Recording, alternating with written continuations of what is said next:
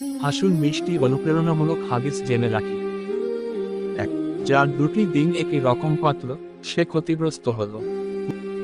দুই, তোমরা একে অন্যের প্রতি হিংসা করো না, ঘৃণা বিদ্বেষ করো না এবং একে অপরের থেকে মুখ ফিরিয়ে নিও না।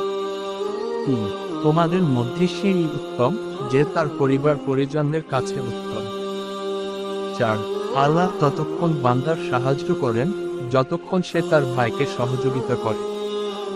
পাঁচ, আল্লাহর পথে একটি সকাল কিংবা একটি সন্ধ্যা ব্যয় করা গোটা পৃথিবী এবং পৃথিবীর সমস্ত সম্পদের চেয়ে উত্তম। ছয়, অত্যাচারী শাসকের সামনে সত্য কথা বলা সবচেয়ে বড় জিহাদ। সাত, যে জ্ঞান অর্জনের খোঁজে বের হয় সে আল্লাহর পথে বের হয়। আট, কুরআনকে আঁকড়ে ধরলে কখনো বিপদগামী হবে না। নয়, প্রতিটি মানুষ তার কাজের সে ফলই পাবে যা সে নিয়ত করেছে। 10, অর্ধেকটা খেজুর দান করেও তোমরা নিজেদের জাহান্নাম থেকে বাঁচাতে পারো, যদি তাও না থাকে তবে সুন্দর করে কথা বলো।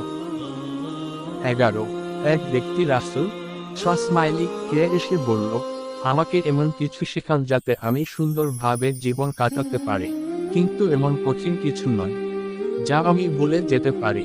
রাসূল সসমাইলি বললেন, রাগ করো না।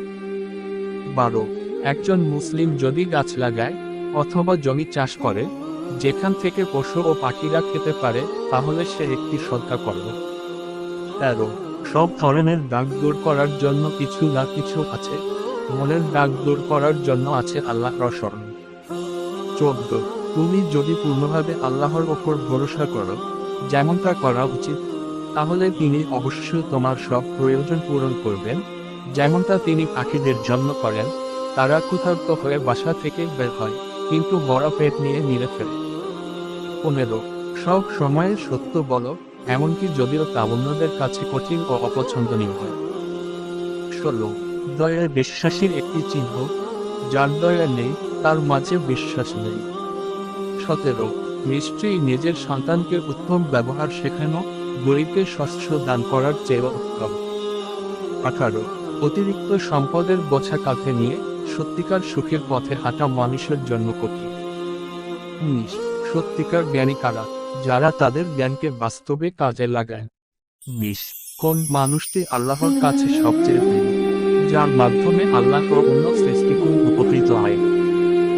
আমাদের সাথে থাকার জন্য ধন্যবাদ।